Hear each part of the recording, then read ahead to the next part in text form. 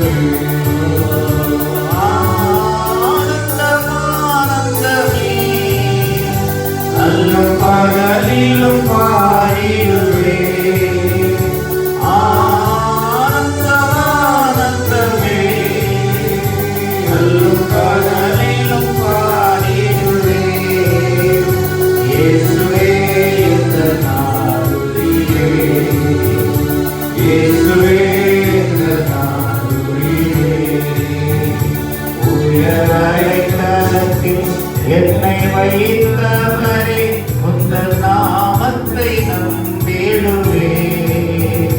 உயர் அடைக்கலத்தில் என்னை வைத்தவரே உந்தன் நாமத்தை நம்பிடுவே.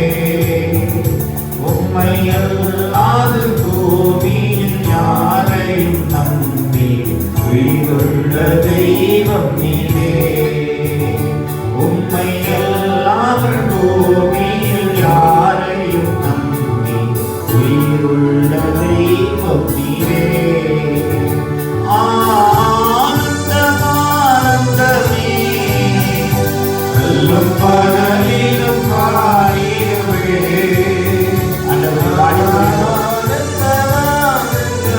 இதுவரைக்கும் நம்மை காத்தாரே, நீங்கள் அவர் காப்பார். மேலானவர், கத்தரிலும் மேலானவர்.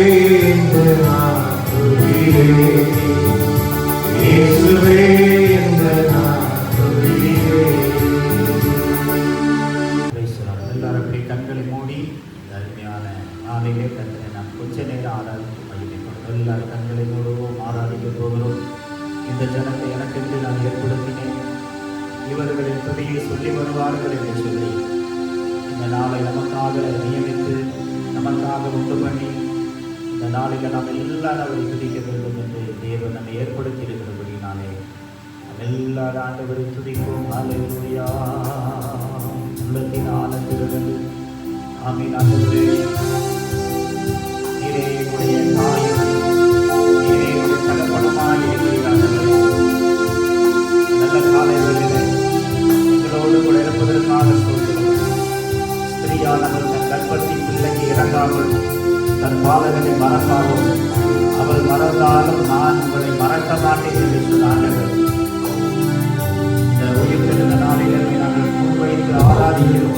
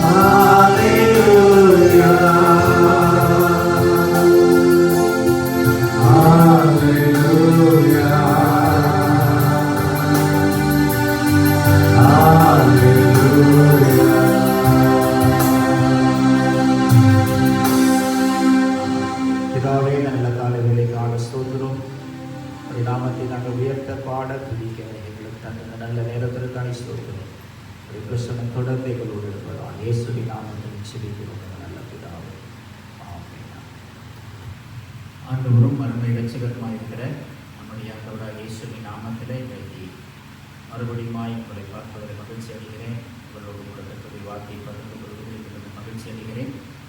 இன்றைக்கு அன்னையர்கள் தினமாக இருக்கிறபடினாலே இதை பார்த்து கொண்டிருக்கிற அன்னையர்கள் ஆகிய உங்களை நான் மறுபடியும் வாழ்த்துகிறேன். அன்னைக்கு மூன்றெழுத்து, அன்னைக்குள்ள இருக்கிற அன்புக்கு மூன்றெழுத்து, அந்த அன்பு உருவமாக இருக்கிற இயேசுவுக்கு மூன்றெழுத்து, அந்த இயேசுவின் நாமத்தினாலே இந்த அன்னையர் தினத்திலே உங்களை நாங்கள் வாழ்த்துகிறோம்.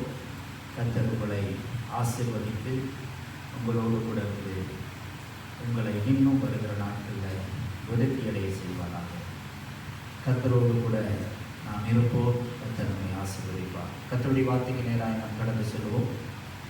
ஏசாயா 66ஆம் அதிகாரம் 13வது வசனத்தில் இப்படியாக எழுதப்பட்டிருக்கிறது. ஒருவனை அவன் தாய் தேற்றுவது போல நான் உங்களை தேற்றுவேன். நீங்கள் எருசலேமிலே தேற்றப்படுவீர்கள்.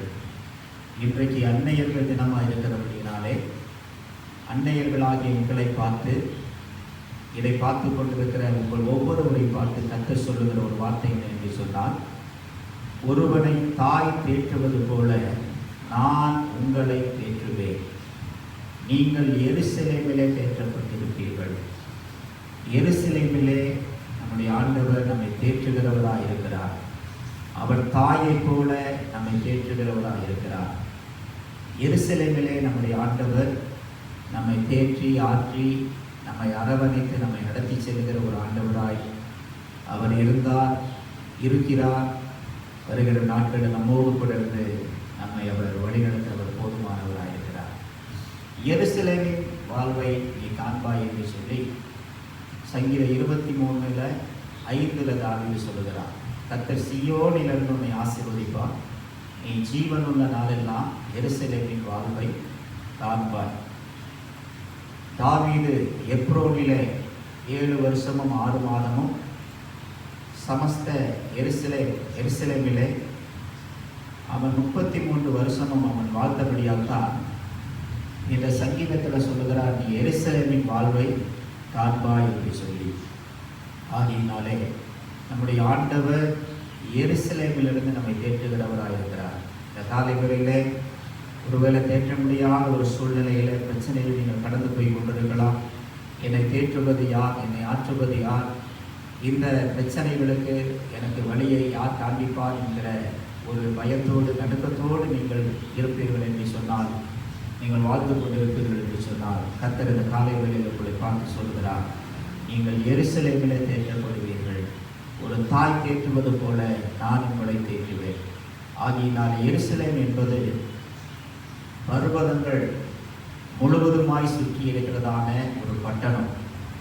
4 மலைகள் சுற்றப்பட்டிருக்கிறதான ஒரு பட்டணம். 4 மலைகளுக்கு நடுவிலே அந்த பட்டணம் இருக்கிறது. அது வாழ்வதற்கு வசதியான பட்டணம், குடியிருப்பதற்கு ஆசீர்வாதமான பட்டணம். அப்படிப்பட்டதான எருசலேமிலே ஆண்டவர் நம்ம என்ன பண்ணுகிறார் என்று சொன்னால், அவர் தேற்றுகிறவராக இருக்கிறார். 125ஆம் சங்கீதம் 2வது வசனத்தில் நீங்கள் பார்த்தீங்கன்னா, எருசலேமை சுற்றி பர்வதங்கள் இருப்பது போல இது முதல் கர்த்தர் நம்மை சுற்றி நம்முடைய ஜனத்தை சுற்றி இருக்கிறார் என்று எழுதப்பட்டிருக்கிறது. ஆகினாலே நம்முடைய ஆண்டவர் எருசலேமிலிருந்து நம்மை தேற்றுகிறவராக இருக்கிறார். அந்த காலை வேளையில் என்ன வியாதியோடு, என்ன பலவீனத்தோடு, என்ன பிரச்சனையோடு, என்ன போராட்டத்தோடு கூட நீங்கள் வாழ்ந்து கொண்டிருந்தாலும், இந்த வார்த்தையை கேட்டுக்கொண்டிருந்தாலும் உங்களை பார்த்து கர்த்தர் சொல்கிறார், உன்னை தாயை போல நான் தேற்றுவேன். ஒருவேளை உங்களுக்கு தாய் இருந்து இல்லாமல் இருக்கலாம், ஒருவேளை உங்களுக்கு தாயே இல்லாமல் இருக்கலாம். ஆனால் கர்த்தர் இந்த காலை வேளையில் சொல்கிறார், உனக்கு தாய் இருந்தாலும் சரி, உனக்கு தாய் இல்லாவிட்டாலும் சரி, நானே உன்னை தாயை போல தேற்றுவேன், நானே உன்னை தகப்பனை போல சுமப்பேன் என்று சொல்லி இந்த நல்ல நாளிலே நம்முடைய ஆண்டவர் எருசலேமிலிருந்து நம்மை தேற்றக்கூடியவராக இருக்கிறார். எருசலேமில் தான் ஆண்டவர் நம்மை ஆசீர்வதிக்கிறார். தாவீது அதை குறித்து சொல்லும் பொழுது, நீ எருசலேமின் வாழ்வை காண்பாய். ஆமென். இதை கேட்டுக்கொண்டிருக்கிற, பார்த்து கொண்டிருக்கிற மகனே, மகளே, இந்த காலைகளில் நீங்கள் எப்படிப்பட்டதான வாழ்க்கையில் வாழ்ந்து கொண்டிருந்தாலும், இந்த காலைகளில் கர்த்தர் உங்களை பார்த்து சொல்லுகிறார், நீ எருசலேமின் வாழ்வை காணப்போகிறாய். ஏனென்று சொன்னால் எருசலேமில் தான் தேவன் நம்மை தேற்றுவார். இந்த உலகத்தில் பாடு, கண்ணீர், கஷ்டம், உபத்திரவம் வரும் பொழுது நம்மை தேற்றக்கூடிய ஒரு ஆட்களும் இல்லாமல் போய்விடுகிறார்கள். நம்முடைய குடும்பம், சொந்தம், பந்தம், உறவுகள் எத்தனையோ பேர் நமக்கு இருந்தாலும் கூட நம்முடைய சோதனைகளே, நம்முடைய கஷ்டத்தில் நம்மை தேற்றுவதற்கு ஒருவருமே இல்லை. ஆனால் ஆண்டவர் சொல்கிறார், நான் உங்களை தாயை போல தேற்றுவேன், நீங்கள் எருசலேமிலே தேற்றப்படுவீர்கள். ஆகினால் நம்முடைய ஆண்டவர் நம்மை எருசலேமிலிருந்து நம்மை தேற்றுகிறவராக இருக்கிறார். காலைகளில் எப்பேற்பட்ட ஒரு சூழ்நிலைகளில் நீங்கள் கடந்து போய் கொண்டிருந்தால் கவலைப்படாதீர்கள், ஆண்டவர் கூட இருக்கிறார். ஏசாயா 49:15-14 சொல்லுகிறது, ஸ்திரீயானவள் தன் கர்ப்பத்தின் பிள்ளைக்கு இறங்காமல் தன் பாலகனை மறப்பாளோ? அவள் மறந்தாலோ நான் உங்களை மறப்பதில்லை, உங்களை உள்ள கையிலே நான் வரைந்திருக்கிறேன் என்று சொல்லியிருக்கிறார். ஆகியனால இந்த நாட்களிலே யார் நம்மை மறந்தாலும் அல்லது யாரால் நாம் மறக்கப்பட்டிருந்தாலும் நாம் ஆண்டவரால் மறக்கப்படவில்லை. ஆண்டவர் நம்மை உள்ள கையில் வரைந்திருக்கிறார். அந்த ஆண்டவர் நம்மை பார்த்து சொல்கிறார், எருசலேமிலே நீங்கள் தேற்றப்படுவீர்கள், தாயை போல நான் உங்களை தேற்றுவேன் என்று சொல்லி ஆண்டவர் எருசலேமில் தேற்றப்பட்டதான சில பிள்ளைகளுடைய வாழ்க்கையை சுருக்கமாக உங்களுக்கு நான் சொல்ல போகிறேன்.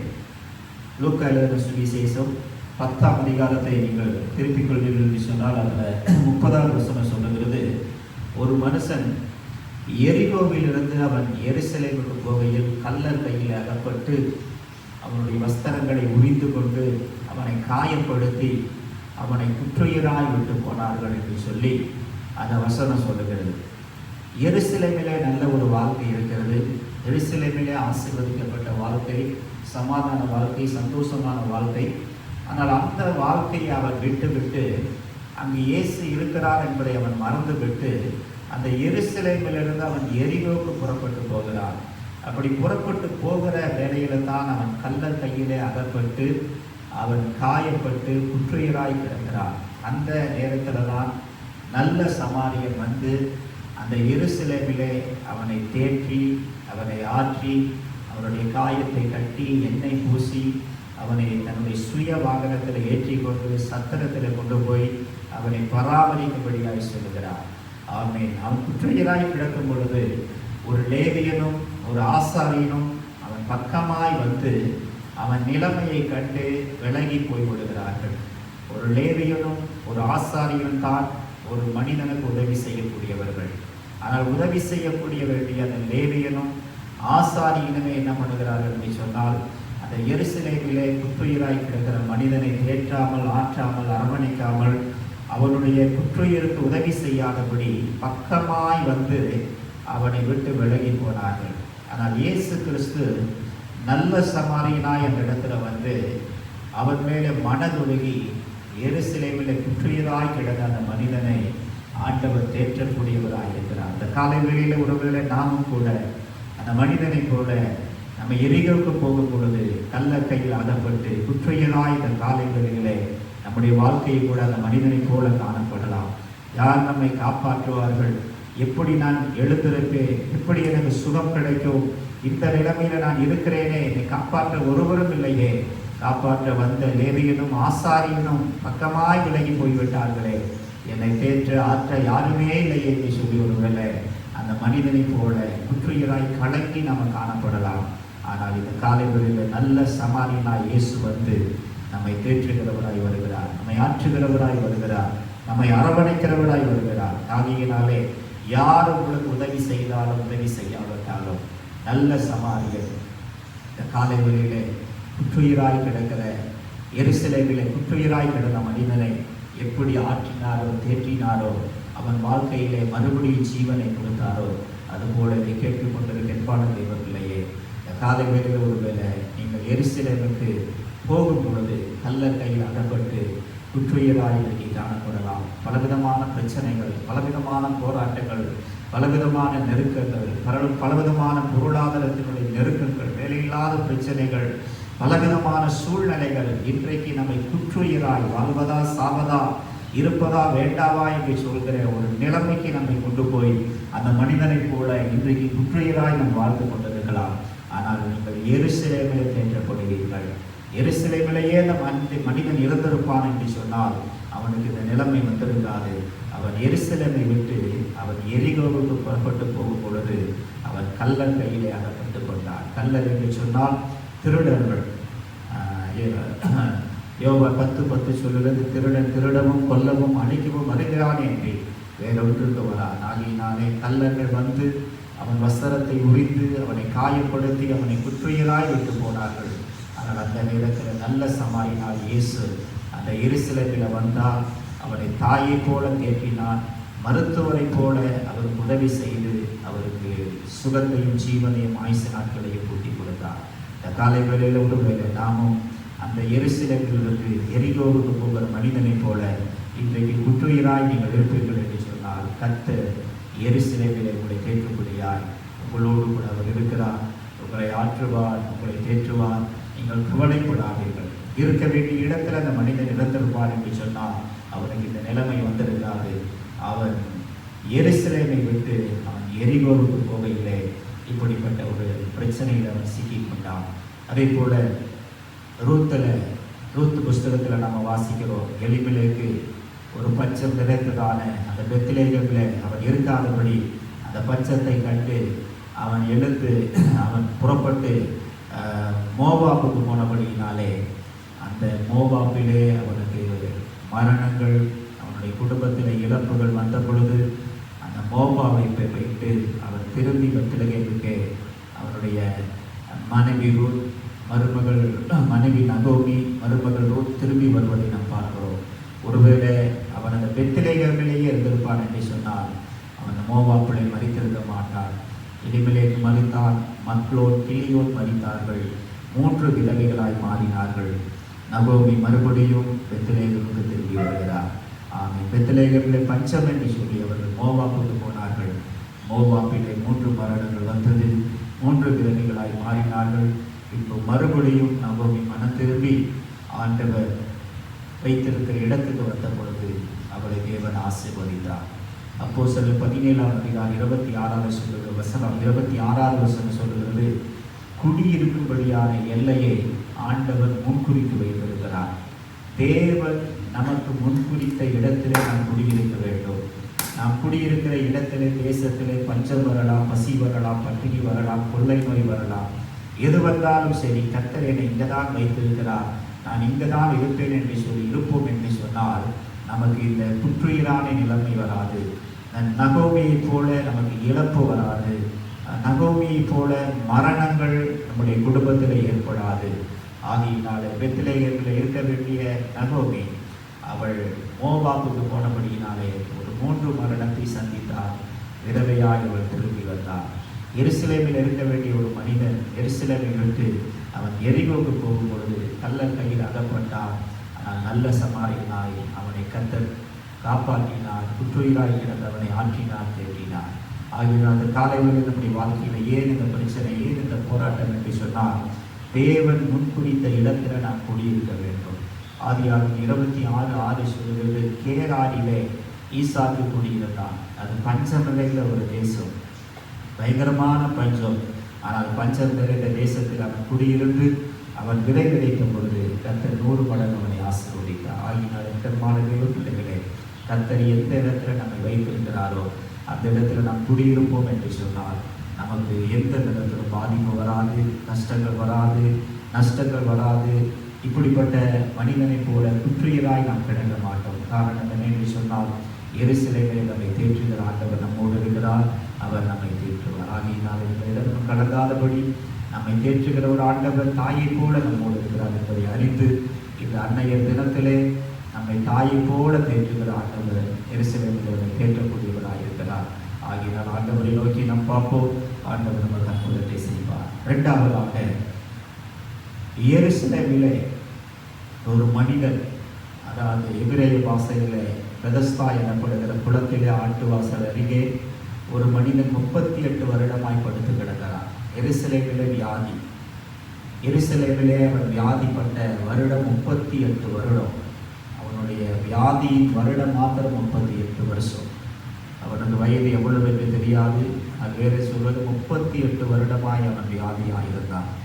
38 வருடமாய் அவன் எருசலேமிலே அவன் படுத்த படுக்கையில் இருந்தான். அங்கே ஒரு குளத்திலே ஒரு தேவதூதன் வருவான். அவன் இறங்கி குளத்தை கடக்குவான். அப்படி கலக்கும் பொழுது முதலாவது இறங்குகிறவர்கள் சுகம் பெறுவார்கள். இவன் எருசலேமில் 38 வருடமாய் வியாதியாய் கொண்டு படுத்து கிடக்கிறான்.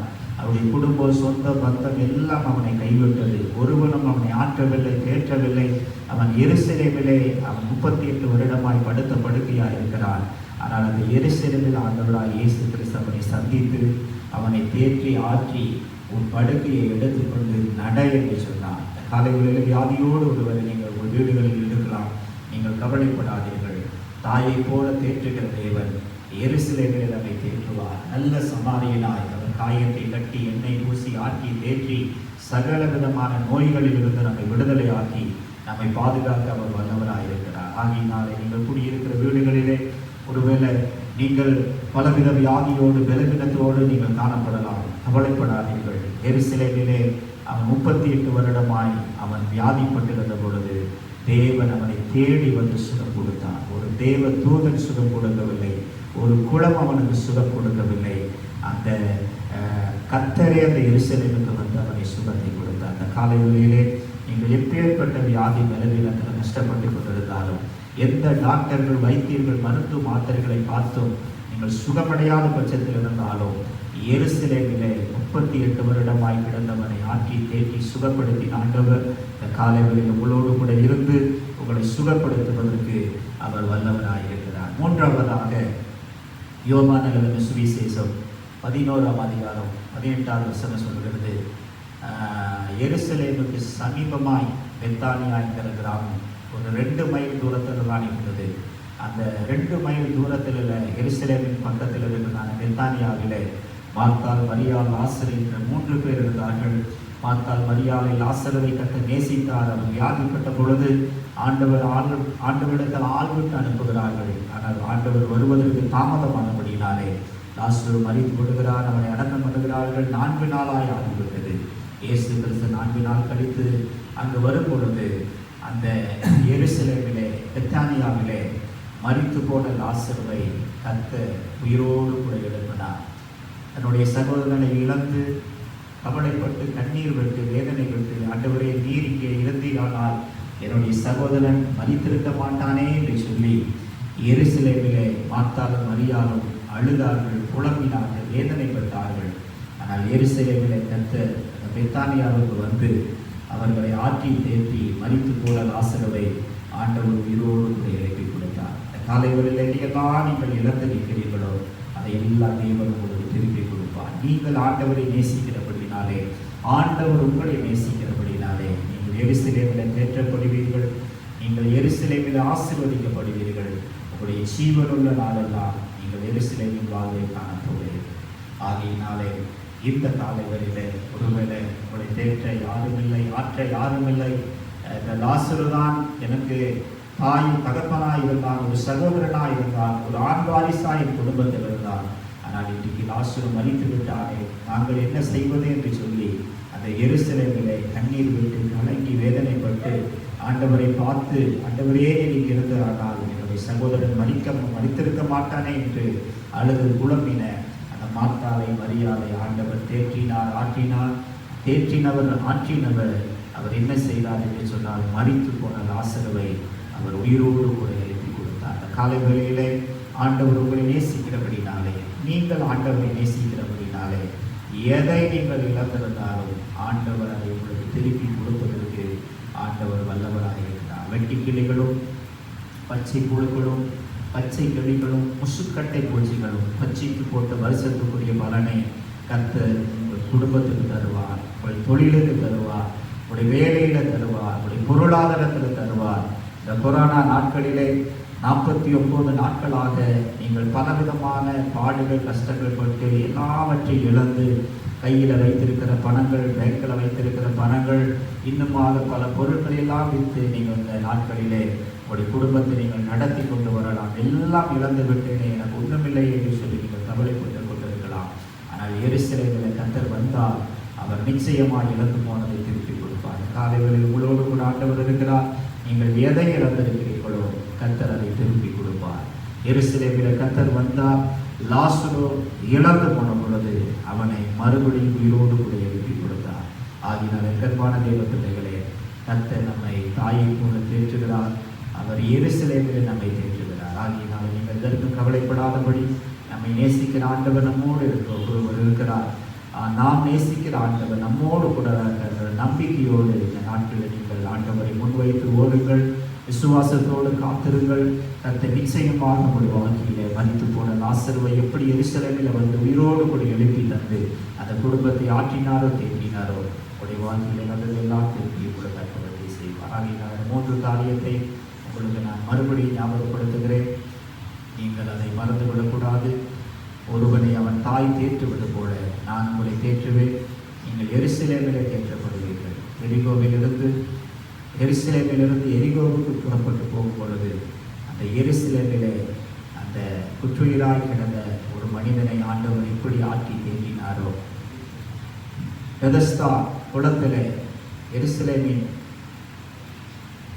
குளத்திலே அந்த மனிதன் 38 வருடமாய் அவன் படுக்கையாய் கிடந்த பொழுது இப்படி எருசலேமுக்கு வந்து அந்த 38 வருட வியாதியை கர்த்தர் மாற்றினாரோ, கர்த்தர் இந்த காலை வேளையில் உங்களுடைய வியாதி படுக்கையை மாற்றுவார், உங்களுடைய பலவீனத்தை மாற்றுவார், உங்களை எருசலேமிலே சுகப்படுத்துவார், உங்கள் வீடுகளிலே சுகப்படுத்துவார். மூன்றாவதாக பெத்தானியாவோடு எருசலேமுக்கு சமீபமாக ஏறக்குறைய 2 மைல் தூரத்தான் இருந்தது.